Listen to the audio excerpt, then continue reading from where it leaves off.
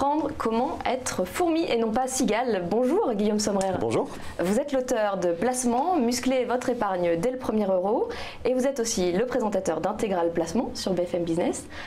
Donc on peut placer à tous les âges, peu importe ses revenus et en fait dès le premier emploi qu'on a, on devrait commencer à placer son argent. Bien sûr, placer son argent, c'est pas une affaire de spécialiste, au contraire c'est l'affaire vraiment de tout le monde et j'insiste particulièrement là-dessus dans le livre, quel que soit votre âge d'ailleurs. On se dit souvent il faut placer son argent quand on a 40 ans, quand on commence à être un peu installé.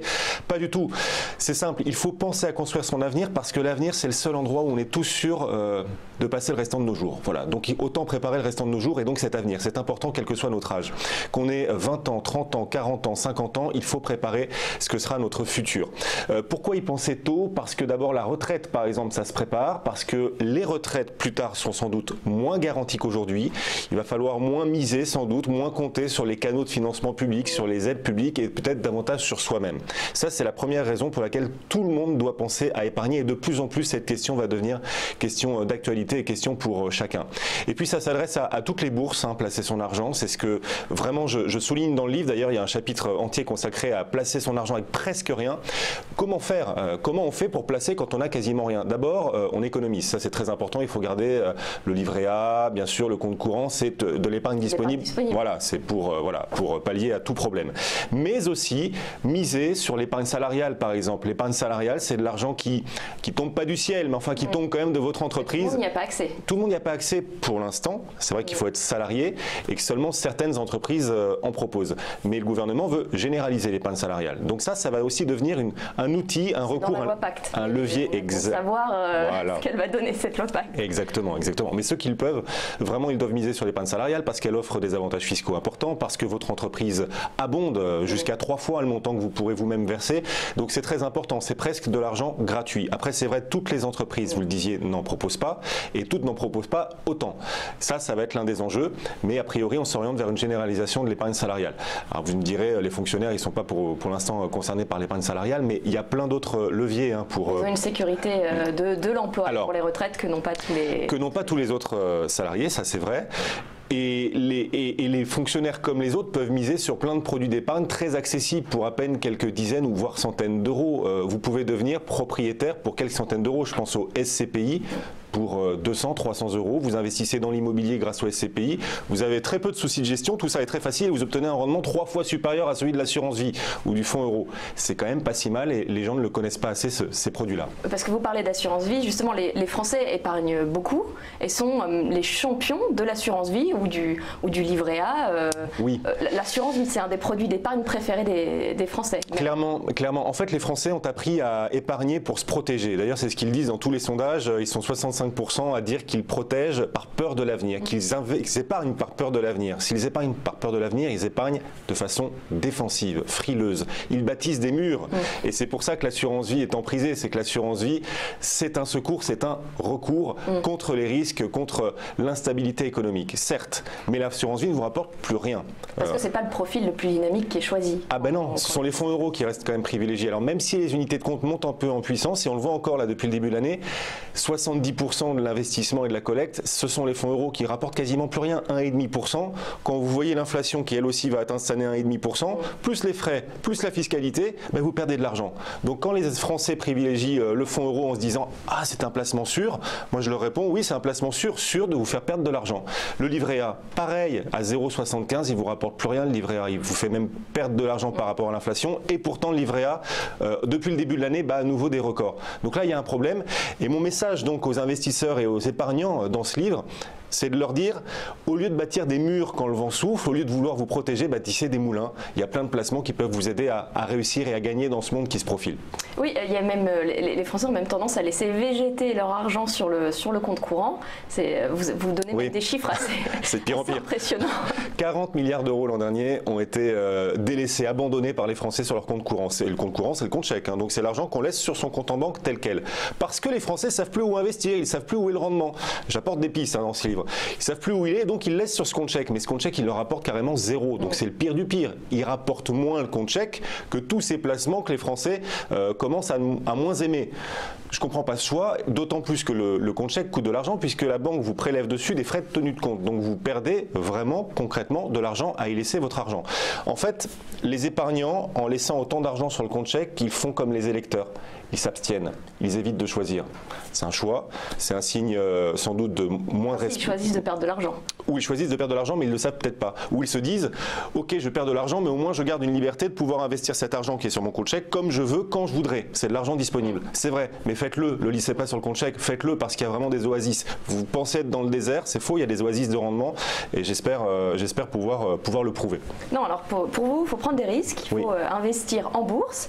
Et écoutez, c'est le Crédit Suisse Global Investment Returns Yearbook qui va vous donner un peu raison, parce qu'elle prouve que sur longue période, les actions restent le placement le plus performant, plus que les obligations, plus que l'art, le vin ou les voitures de luxe, ce qui a fait écrire aux Échos, les actions se bonifient mieux que le vin. Oui, je le conseille. Alors je ne vais pas dire le contraire, c'est vrai que quand on prend un risque, le risque il est limité quand on l'investit dans la durée. Et c'est dans la durée, comme le dit cet article et comme le prouvent énormément d'études. C'est dans une action, en fait, le prix d'un euro investi il y a 30 ans, aujourd'hui ça a été multiplié par... Ah ben oui, le CAC 40, il a été multiplié par 5 depuis sa création. Les indices américains fois 20 depuis leur création. Et c'est bien dans le temps que le risque se dilue et que les gains se profilent. Warren Buffett, pour le coup, il sait de quoi il parle, c'est le meilleur investisseur du monde, et depuis des décennies. Warren Buffett dit, ceux qui veulent gagner vite de l'argent ne doivent surtout pas être pressés. Voilà. Et la clé pour gagner vite, c'est de ne pas être pressé, de prendre son temps. Donc mon conseil, en effet, c'est, pour les Français qui hésitent encore éventuellement à prendre du risque, c'est ne craignez pas ce risque. Si vous vous dites qu'en effet, en investissant en bourse aujourd'hui, vous risquez de perdre 10%, d'avoir perdu 10% de vos actifs dans une semaine, vous avez raison, la bourse c'est volatile, on le voit tout le temps, et depuis le début de l'année, c'est le rodéo. Mais si vous vous dites, ce que j'investis aujourd'hui, je le récupérerai peut-être dans 15-20 ans, j'ai le temps de le laisser fructifier, le laisser vivre avec ses hauts et ses bas, là vous multipliez vos chances de réussir. Et c'est vraiment une pédagogie qu'il faut faire auprès des Français parce que on se fait une montagne du risque, on a perdu l'amour du risque en France, parce qu'on connaît mal aussi la finance, on est le peuple qui a la plus faible culture financière d'Europe, plusieurs des études le prouvent, on est derrière les Italiens, derrière les Portugais, et moins on connaît, plus on a peur, plus on se méfie. Et là, il y a un cercle vicieux qu'il va falloir apprendre à rompre. Oui, parce que la difficulté quand on va en bourse, même si on peut ouvrir un plan épargne-action dans sa banque, c'est de savoir quel titre choisir, quand se lancer. Comment faire? Comment se lancer en bourse? C'est moins simple que souscrire une assurance. Alors, déjà, il y a une question de timing. Il ne faut pas forcément investir en bourse quand tout le monde le fait. Souvent, tout le monde investit en bourse quand les marchés ont déjà progressé, que le journal de TF1 vous dit « Oh, les marchés sont à des records et tout le monde veut y aller. » Ben oui, mais s'ils sont à des records, c'est qu'il est déjà trop tard. Donc, n'imitez pas forcément les autres. C'est Victor Hugo qui disait qu'un lion qui veut imiter un autre lion devient un singe. Alors, ne soyez pas singe, n'investissez pas forcément en même temps que les autres. C'est quand vous entendez moins parler de la bourse, qu'elle est peut-être pas au plus haut, qu'elle garde tout son potentiel encore devant elle. Ça, c'est la première chose, le timing. La durée d'investissement, soyez cultivateur. Placez vos titres, achetez vos actifs dans le temps, achetez-les mois après mois, de façon régulière, pour lisser les risques. Vous avez par exemple un amour, je ne sais pas, ou une attirance pour un titre, au lieu de tout acheter d'un coup, vous l'achetez au fur et à mesure, mois après mois, comme ça vous lissez vos risques et vous l'achetez à un prix qui varie au fur et à mesure, ce qui dans la durée aussi portera ses fruits. Et puis la question qu'on peut aussi se poser, c'est quel titre acheter. Acheter les titres d'abord qu'on comprend, acheter ce que vous comprenez, ça c'est vraiment la base. Acheter les titres et les entreprises donc qui sont faciles à comprendre, c'est Warren Buffett lui-même d'ailleurs qui le dit, donc j'invente rien. Acheter des titres et des entreprises tellement faciles à comprendre qu'elles pourraient être dirigées par un imbécile. Parce qu'il y a beaucoup d'entreprises du CAC 40 dont pour la plupart des Français ne savent pas ce qu'ils font. Des nouveaux titres même qui viennent de rentrer cette année, comme STI Microelectronics, des choses comme ça. Même s'ils se portent très bien, c'est difficile de se lancer sur ce genre de... C'est vrai, d'autant qu'on connaît mal les entreprises en France, qu'on y est mal formé. Comment faire? D'abord, il faut lire la presse financière, écouter, regarder TV Finance, BFM Business aussi, que je recommande.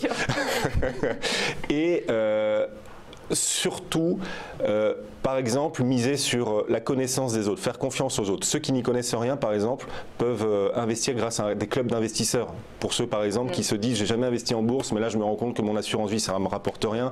Mon compte chèque, vraiment, ça ne sert à rien, parce que c'est de l'argent que je perds, vu ce que me prélève la banque sur ce compte chèque. Je veux me lancer en bourse, faites confiance, par exemple, au club d'investisseurs. Vous investissez avec d'autres particuliers qui ont peut-être une connaissance plus fine que la vôtre, parce qu'ils y sont, ils sont investis depuis plus longtemps que vous. Ils pourront vous apporter des conseils et surtout, ils vous aideront à diversifier les actions dans lesquelles vous allez investir. Ça, c'est très important. Ne pas investir sur un seul thème, une seule thématique, un seul secteur. Surtout varier les secteurs pour diluer son risque et multiplier les opportunités également. Et ça, c'est d'autant plus facile qu'on investit à plusieurs, parce qu'à plusieurs, on va investir plus d'argent que si on le fait seul. Et en investissant plus, on pourra acheter plus de titres et plus de thématiques différentes et donc diversifier davantage. C'est l'un des intérêts pour les débutants des clubs d'investissement.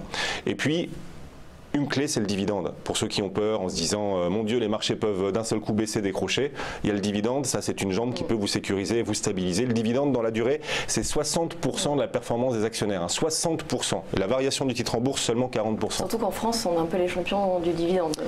Ah oui, et on est parti pour battre sans doute de nouveaux records, puisque après les publications des entreprises qu'on vient de voir, là, on s'oriente manifestement vers de nouvelles hausses de dividendes. On redistribue les bénéfices finalement aux actionnaires, on rémunère le risque. Pour moi, c'est logique et je ne vois pas où est le souci, mais justement, les particuliers qui nous écoutent, qui nous regardent, doivent pouvoir aussi en profiter et faire la pédagogie et l'évangélisation autour d'eux. Le dividende, c'est vu comme le diable en France. Pour moi, le dividende, c'est juste une juste rémunération du risque. Merci beaucoup, Guillaume Sommerer. Je rappelle votre livre Placement, muscler votre épargne dès le premier euro, voilà, aux éditions du Rocher. Et on vous retrouve dans 1 heure sur BFM Business. Oui. Merci. Je file. Merci.